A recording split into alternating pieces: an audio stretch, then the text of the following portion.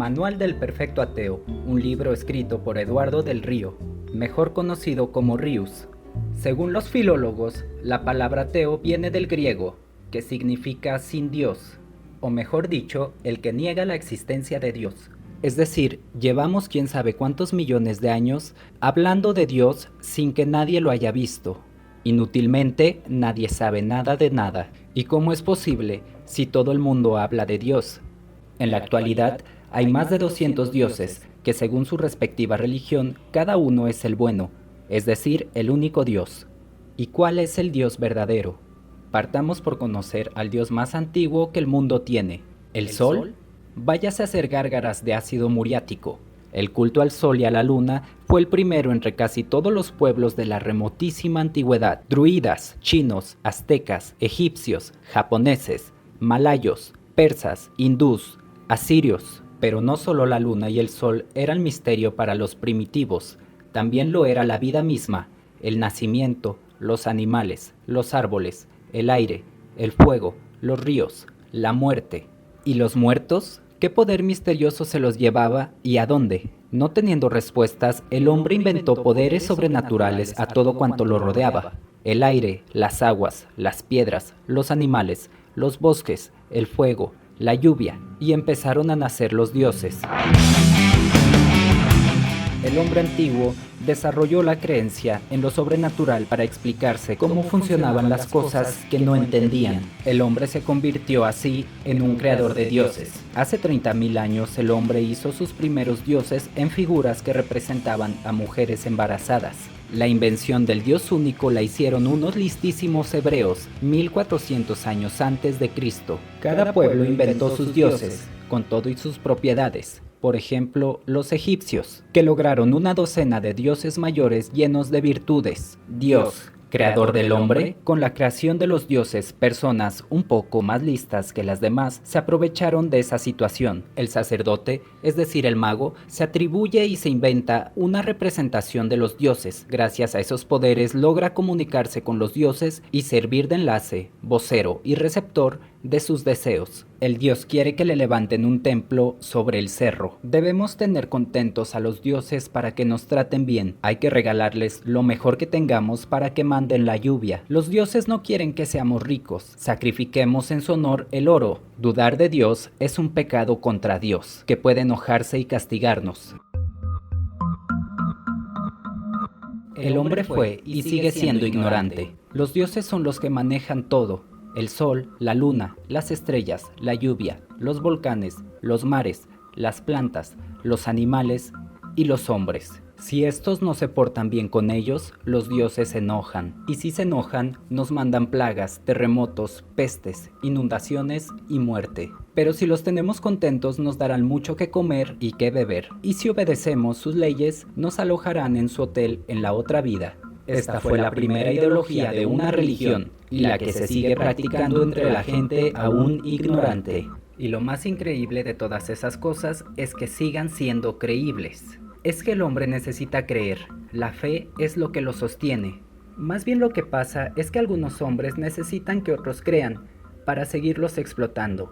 El día que nadie crea en las religiones, algunos tendrán que trabajar. Un estudio de las religiones que han existido en el mundo nos demuestra que todas tienen iguales bases ideológicas. Número 1. La idea de un Dios creador que mora en un lugar especial, los cielos, desde donde maneja todo en plan omnipotente, vigilando el comportamiento de los humanos. Número 2. Dicho Dios creó a su vez otros dioses, o tuvo hijos con la tierra, o con alguna terrícola, el hombre hecho Dios. Ese hombre hecho Dios fundó en la tierra la verdadera y única religión del Dios creador. Los humanos que siguen esa religión, leyes y ritos, serán bien vistos por Dios, quien al morir se los llevará a vivir con él o los castigará con el infierno si no se portan bien. Como se ve, el motor de toda religión es el temor a ser castigado por el Ser Supremo. No hay otra motivación en ninguna religión, el temor a lo desconocido.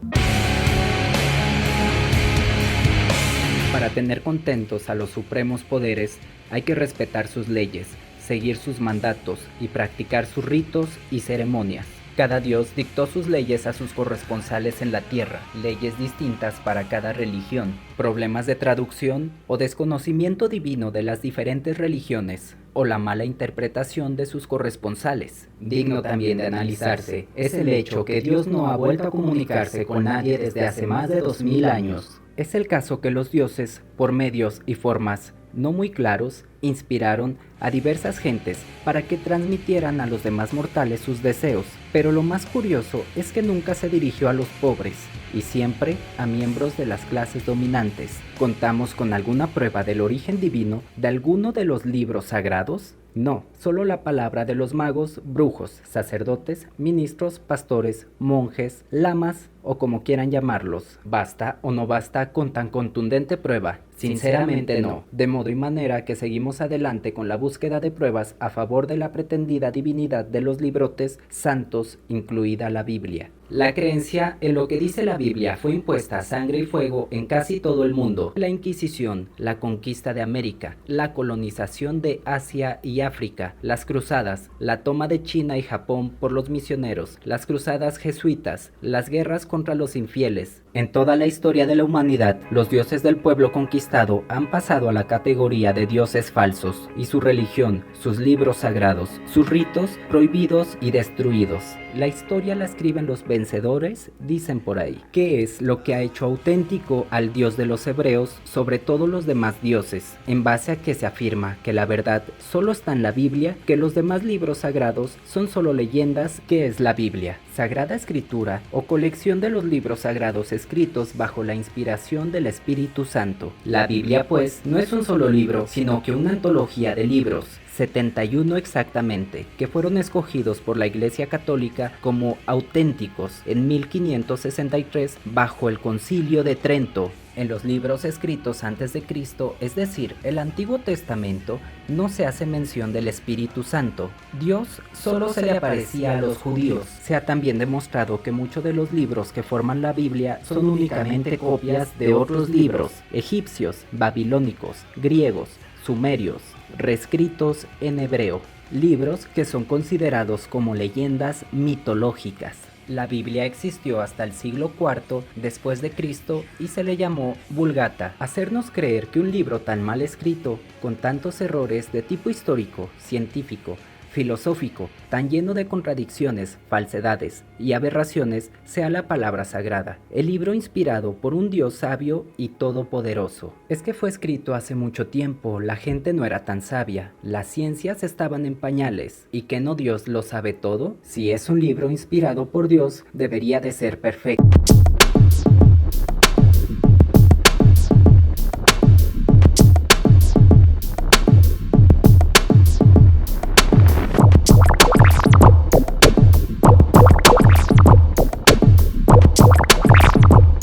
Era casi general, solo una minoría sabía leer, y en esa minoría no estaban los apóstoles, que eran pescadores sin escuela alguna, y Jesús sí sabía leer. Aunque no se ha demostrado la existencia de Jesucristo, vamos a suponer que sí existió y todo lo demás, inclusive que sabía leer y escribir.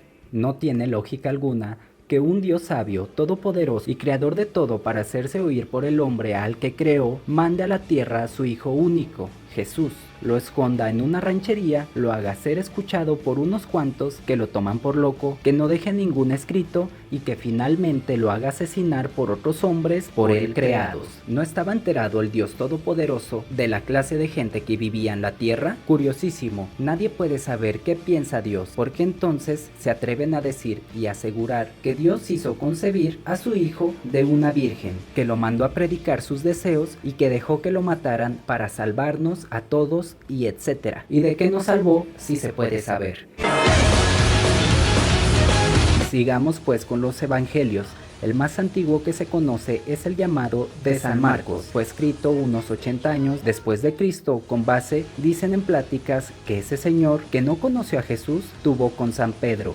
El segundo evangelio fue escrito por Mateo a mediados del siglo II. tomando 600 versículos de San Marcos y añadiendo 330 propios o dictados por San Pablo de Tarso. El tercer evangelio, llamado de San Lucas, se dice que también fue escrito con base en pláticas de San Pablo con el autor. Sin embargo, de sus 1149 versículos, 350 fueron tomados de Marcos, 235 de Mateo y 548 son de su cosecha propia. El cuarto evangelio se le atribuyó a San Juan, escrito, dice la Iglesia, en los inicios del siglo II. Pues ¿cuántos años vivió San Juan? Si era un hombre maduro en la vida de Cristo.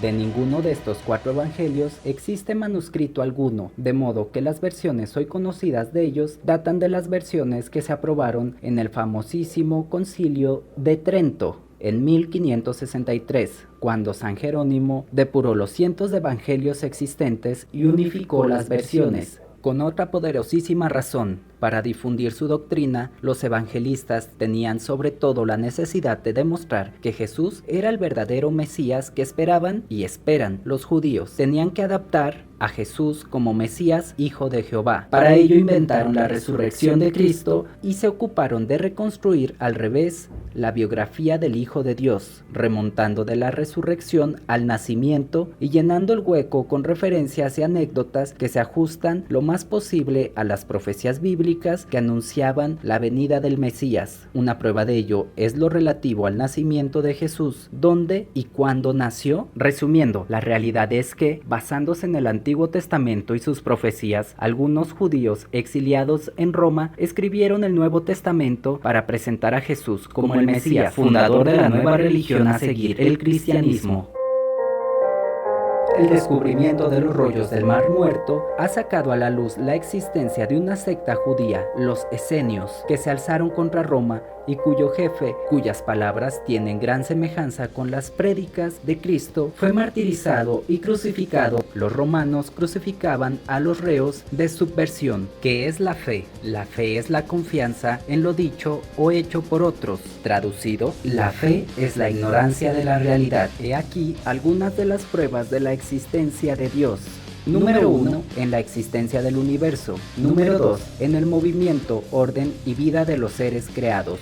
Número 3. En la existencia del hombre dotado de inteligencia y libertad. En la existencia de ley moral. En el consentimiento universal del género humano. Número 6. En los hechos ciertos de la historia. Número 7. En la necesidad de un ser eterno. Como ven, todas estas 7 pruebas tienen un fundamento en común, que no hay efecto sin causa. En efecto, todo tiene un principio, todo surge a causa de, y por eso la teoría aquinista se destruye a sí misma. Si Dios creó todo, ¿quién creó a Dios?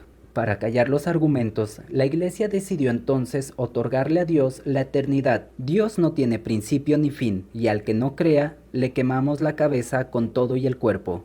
La Iglesia predicaba además que Dios había creado al mundo tal y como lo conocemos, eterno e inmovible, con los animales y plantas que tenemos, con el hombre tal y como es, negando toda la posibilidad de cambios y evoluciones. Y cuando el señor Darwin demostró con pelos y señas la evolución de todos los seres vivos, el teatro divino se vino abajo. ¿Dios se ha mostrado a alguien? ¿O le ha hablado a alguien? Claro.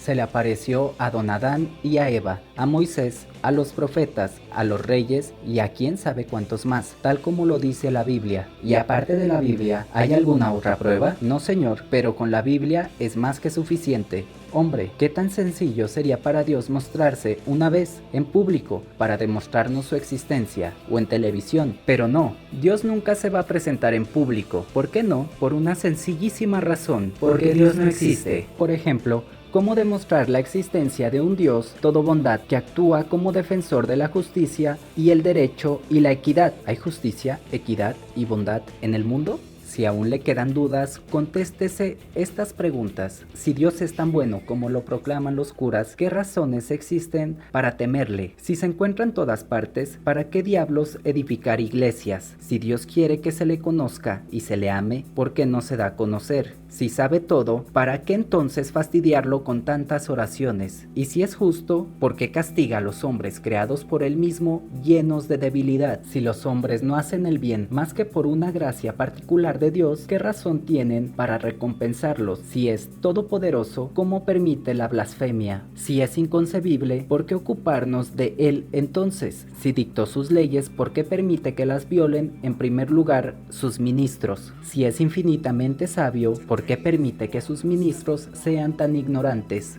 Si Dios mandó a su Hijo a fundar su única fe, ¿cómo es que hay tantas peleándose entre sí? Jesucristo no vino a este mundo a fundar ninguna iglesia, dado que no era hijo de Dios, sino de José, un carpintero, viudo lleno de hijos, Eleazar, Cleofas, Matías, Simón y Judas, casado en segundas nupcias con María, con quien procreó otros 5, Jesús, Efraín, Andrés, Ana y Santiago, y 2 más, José e Isabel, según otros historiadores. La historia del cristianismo es una historia fraudulenta, llena de mentiras, cuentos, falsedades y mitos, utilizados sabiamente para hacer aparecer a la religión cristiana como la única, inspirada por Dios, y a su iglesia como la Iglesia de Jesucristo. Gracias a los manuscritos del Mar Muerto, descubiertos en 1947, se han despejado algunas dudas sobre Cristo. Dichos manuscritos datan de al menos 20 años antes de Cristo. Dichas pruebas ven a Cristo más como un revolucionario y no un ser divino.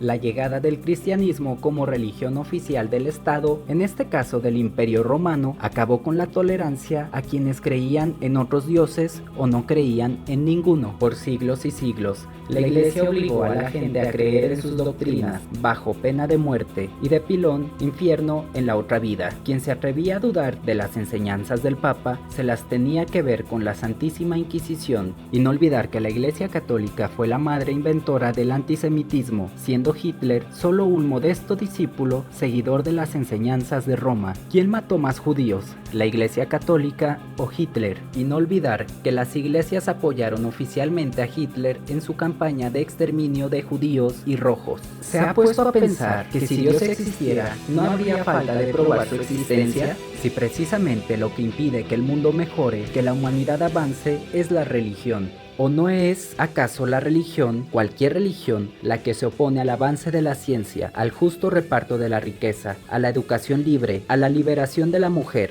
ver el aborto, a la reforma agraria, a la libre cátedra y a las revoluciones? Malditos, negando la existencia caéis en pecado. La Iglesia, fomentadora y explotadora del temor a la ira de los dioses. La religión como parte sustancial del capitalismo, explotador del hombre.